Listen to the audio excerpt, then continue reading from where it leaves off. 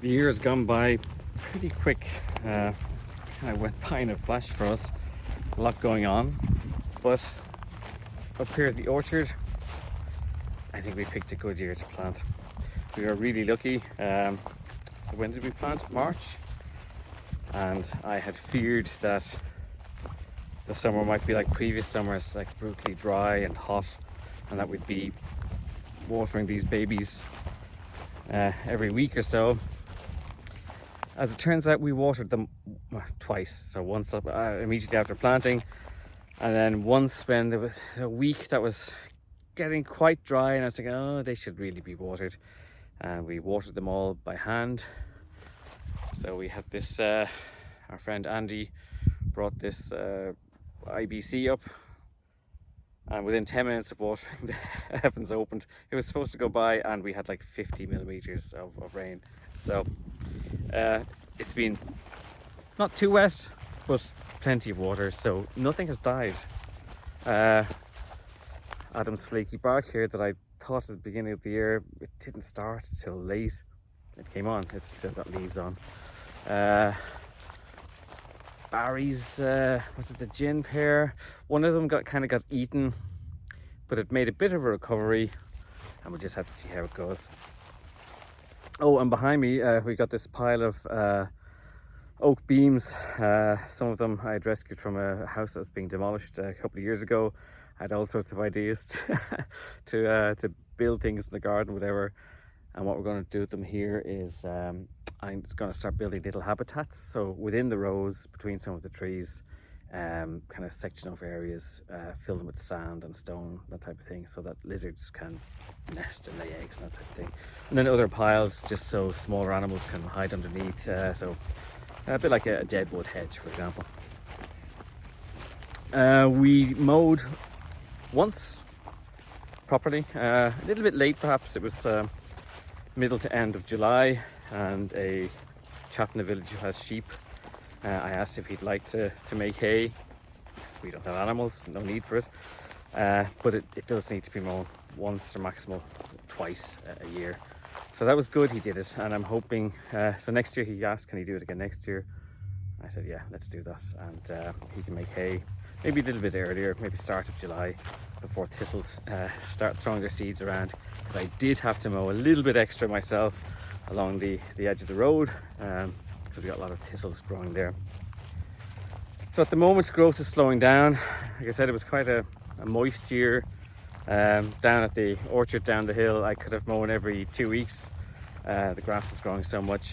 Up here, grass cover is starting to improve. You might recall the photos from earlier in the year, and there was lots of flowering stuff, lots of herbs. Grass is taking its time, but it'll come.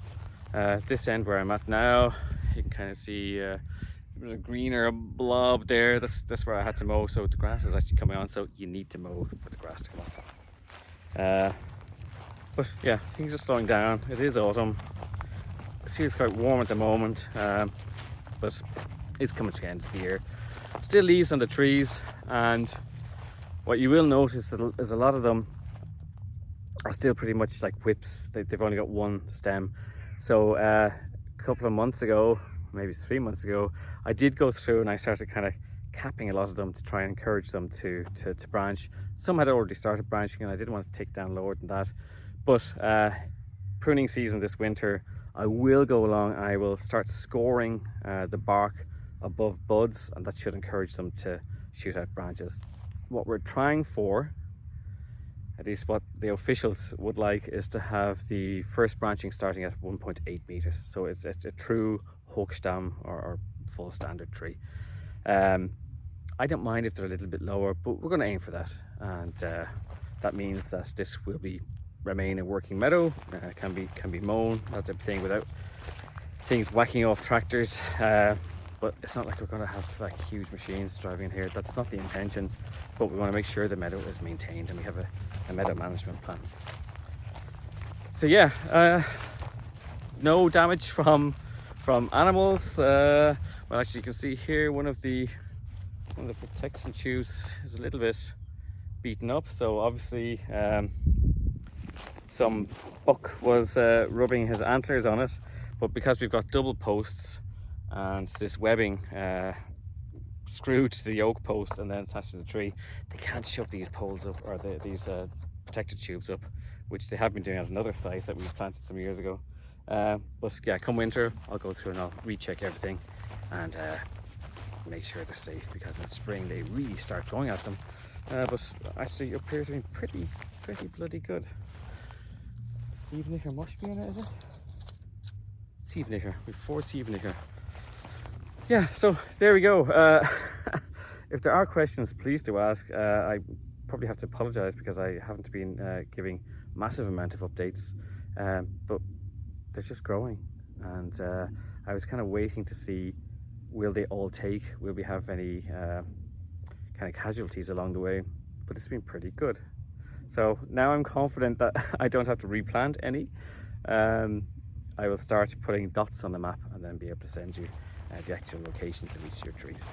And I haven't forgot the certificates. We got the design finished 2 weeks ago, so might be a Christmas present. There you go. Like I said, any questions, please do ask, and in the newsletter associated with this, I'll try and post some photos from through the year. Thank you.